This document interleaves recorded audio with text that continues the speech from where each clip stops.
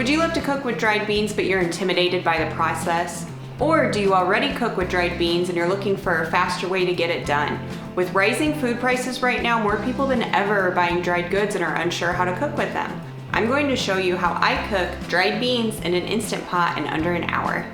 First, you're going to want to rinse your beans. Nothing crazy, no soaking, just make sure the water runs clear. Add them to your Instant Pot and then add your water to it. The ratio that I like to use for my family of 4 is 2 cups of dried beans and 4 cups of liquid.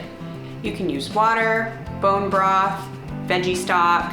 I find that the bone broth and veggie stock usually add a lot more flavor than water does. This does make a lot of beans, but it gives me plenty of leftovers to stick in the freezer and have to pull out for quick meals when we need to make some quesadillas really fast. And next, all we have to do is set the Instant Pot and it's going to do all the work for us. After your Instant Pot comes up to pressure, it will cook for 30 minutes.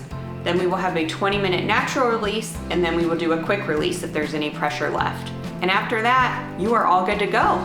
The process usually takes about an hour and you are ready for dinner. It's really that easy.